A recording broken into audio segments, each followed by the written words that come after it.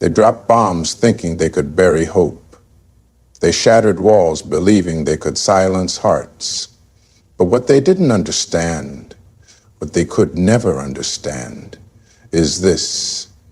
Peace is not made of stone and steel. Peace lives in the soul. And when missiles fall, it doesn't mean peace dies. It means peace is being tested.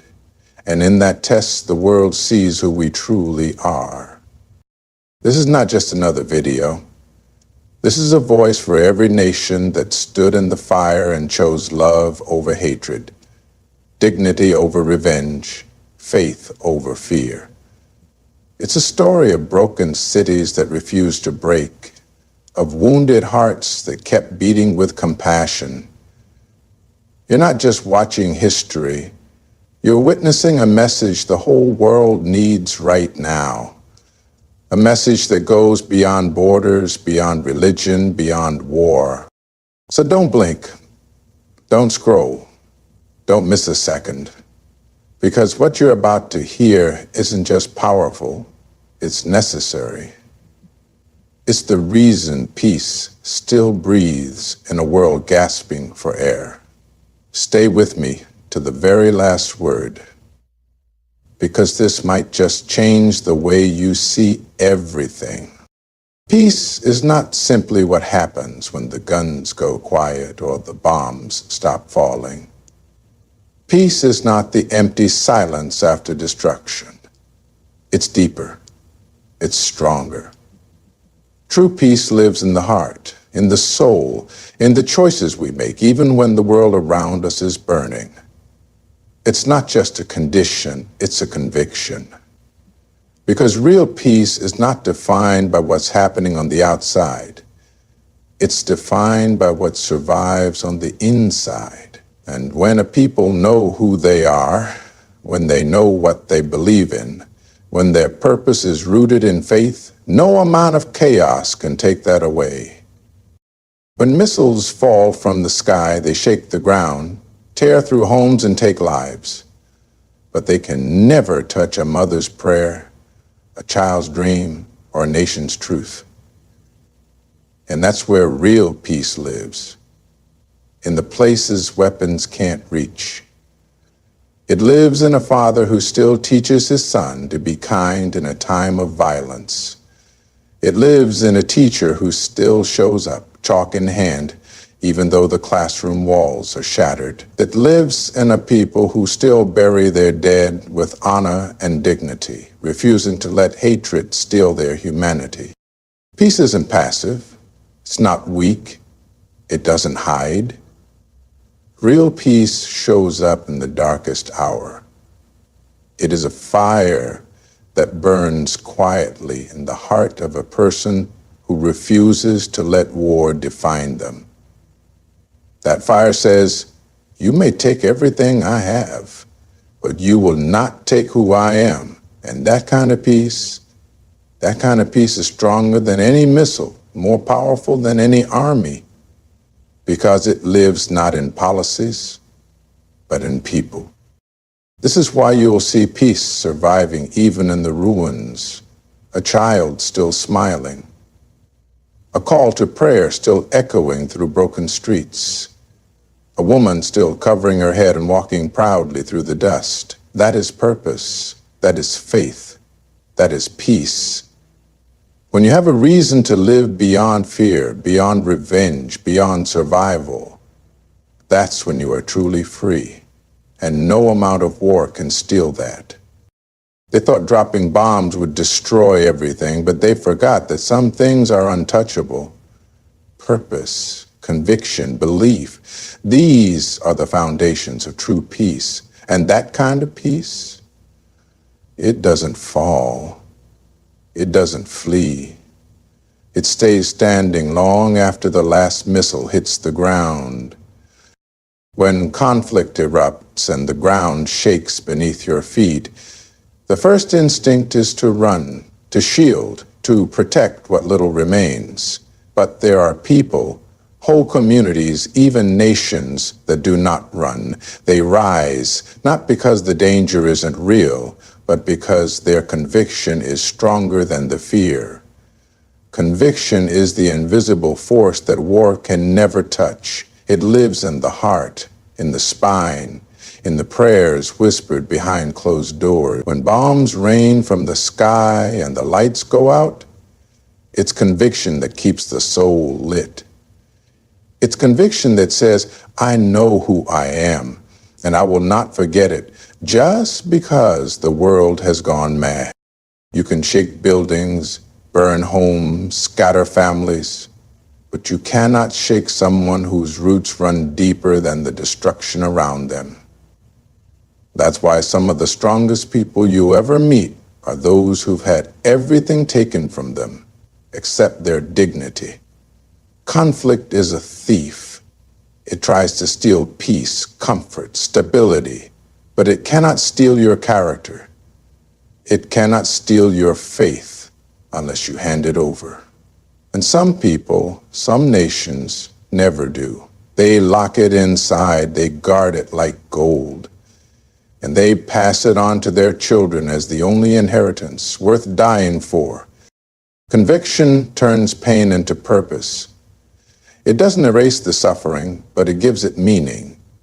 It tells the wounded, your pain matters, your endurance counts. You are not just surviving, you are standing for something. In places where war has become a daily sound, people still gather to pray.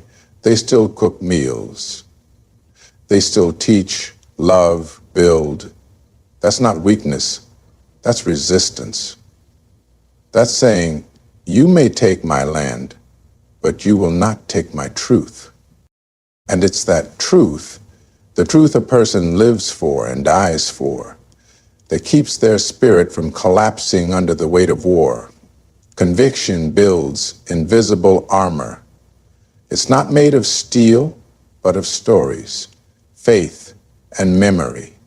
The kind of armor that turns victims into survivors and survivors into symbols. This is how nations endure when logic says they shouldn't. This is how children grow up in rubble and still learn how to dream because they saw their parents stand tall, even when the bombs fell low. Conflict tests everyone, but it didn't defeat everyone. Because those who stand on conviction, on something eternal, will always rise again. The world can fall apart around them, but inside, they're unshaken. Because they didn't just build their lives on comfort, they built it on truth. And truth doesn't crumble. Truth doesn't run, truth endures. When a bomb falls, it does more than shatter buildings. It tries to shatter the spirit. Every explosion is more than just sound and smoke. It's a message meant to break the will of a people, to make them feel small, to convince them that resistance is pointless. But those who carry faith in their hearts, who see the world through the eyes of purpose and belief, hear a different message. They hear the call to stand stronger, to endure, to rise even when rising hurts. Because to them, every bomb is not a declaration of defeat. It's a divine test. A test of patience, a test of unity, a test of who they really are when everything else is stripped away. Pain, when seen through the lens of faith, becomes a forge.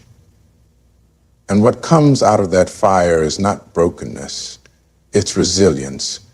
The kind of resilience that can't be trained, only born from suffering that refuses to go to waste. When missiles fall and the world turns its back, the people of conviction don't crumble. They gather. They bury their dead with tears and prayer. They rebuild with trembling hands and unshaken hope. They teach their children not just how to survive, but how to live with dignity, even in the middle of destruction. Every bomb that falls carries an echo, but those echoes don't last as long as legacy. And those who stand tall in the aftermath, who carry their pain with grace and turn their sorrow into service, outlive the war itself. Because while weapons may be forged in factories, true strength is forged in fire. And a soul that survives the fire becomes something more powerful than anything that tried to destroy it. History remembers those who win wars, but it reveres those who survive them with honor. The images of burning homes fade, but the stories of mothers who still fed their families, teachers who still opened classrooms, fathers who still led prayers in bombed-out mosques, those stories stay. They are passed down like holy relics, reminding the next generation that they come from people who stood the tests and turned every attempt to destroy them into another reason to believe. So yes, bombs fall, they always have. But they do not write the final word. The final word belongs to those who endure, those who turn graves into gardens, ruins into roads, ashes into action. Because when you walk through the fire and still hold on to your soul, you've already won something no enemy can take away. That's why for those with faith, every bomb is not the end. It's the beginning of something greater, something eternal. A scar, maybe, but never a surrender. Peace that is born in comfort is fragile. It's the kind that disappears at the first sound of gunfire, the kind that crumbles under pressure, the kind that exists only as long as everything goes according to plan. But peace forged in hardship is a different kind of peace. It's not written in treaties or signed behind closed doors. It's written in sacrifice and struggle, in the quiet decisions people make when the world around them is falling apart. That peace is not just a pause in violence. It's a mindset, a way of life, a choice to hold on to dignity when chaos demands surrender. You don't find that peace in luxury. You find it in the heart of someone who has lost everything and still chooses to love, to forgive, to keep going. When a nation is under attack, when its people are suffering, when each day feels like a test of survival, that is when the real meaning of peace shows itself. It's not soft, it's not weak, it doesn't hide behind words. It walks through fire with its head held high. It feeds the hungry even when the kitchen is broken. It comforts the grieving even when there are no answers. It builds schools from rubble and plants hope where only ashes remain. That kind of peace cannot be faked. It cannot be bought. It has to be lived, earned, and proven under pressure. There is a reason why the world watches places that suffer and yet still shine. Because it reminds us all that peace is more than the absence of conflict. It's the presence of values that cannot be shaken by violence. It's the strength to remain human when everything around you says, become an animal. It's the courage to keep your faith when faith is all you have left. That's what separates real peace from temporary calm. Real peace is what holds a mother together as she prays over her child's grave. It's what carries a father back to work even when he's lost his home. It's what keeps communities united when war tries to tear them apart. Peace forged in hardship teaches a nation what really matters. It strips away the noise and reveals the soul. It builds bonds that no treaty ever could. Because when people survive suffering together, they come out not just more united, but more unbreakable. And that's the kind of peace the world needs now. Not the kind that depends on politics or power, but the kind that rises from the ashes, shaped by faith, held together by purpose, and carried by people who know what it means to walk through hell and still choose heaven.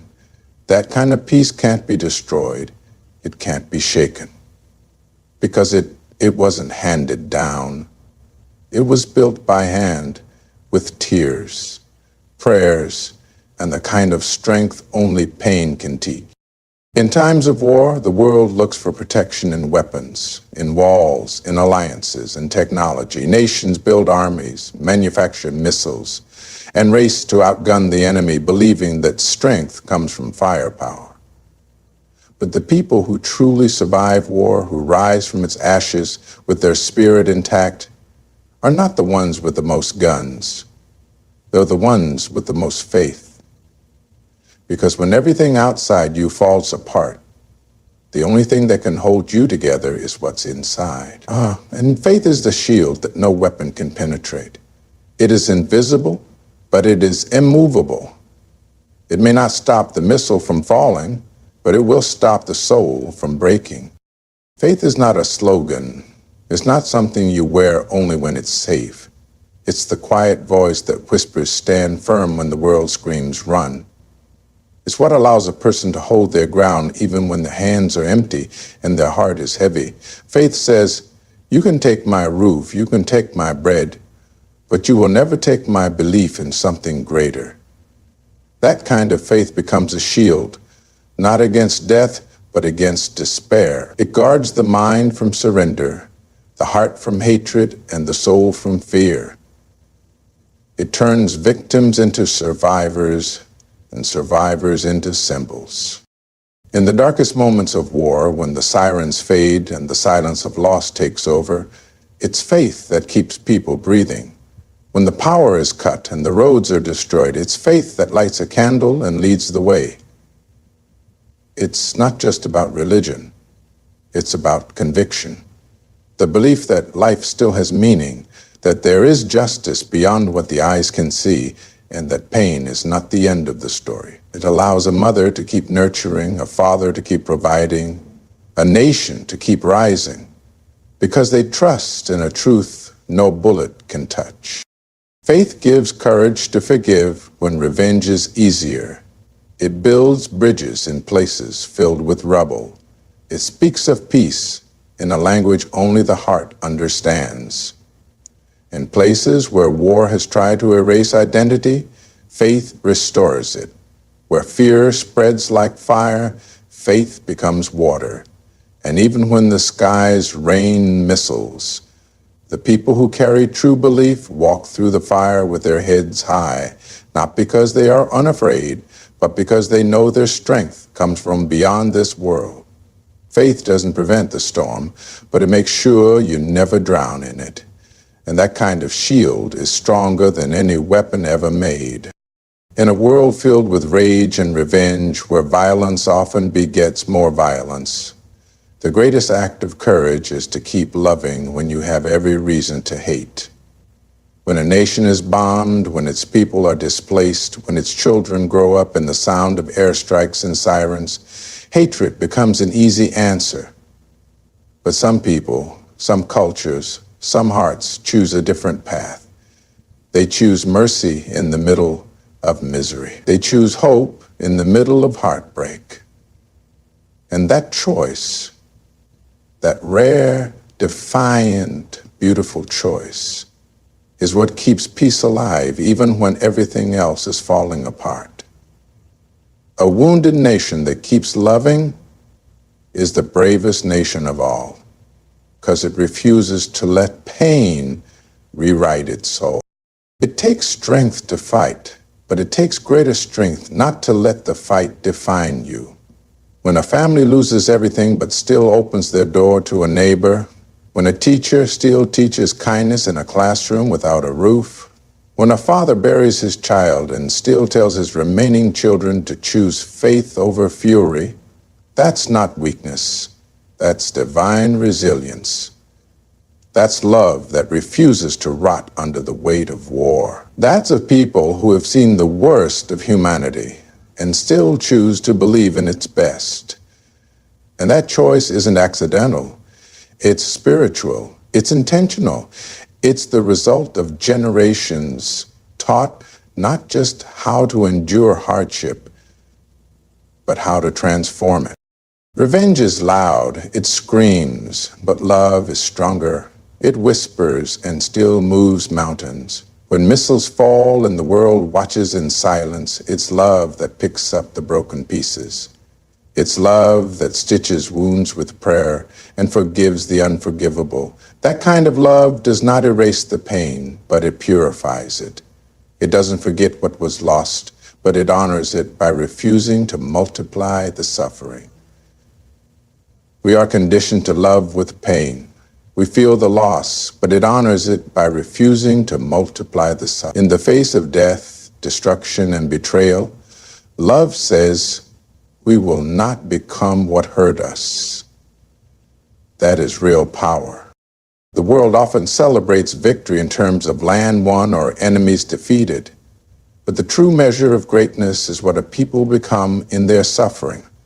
Do they lose their soul, or do they find it? A wounded nation that still chooses compassion, that still raises its children to value peace,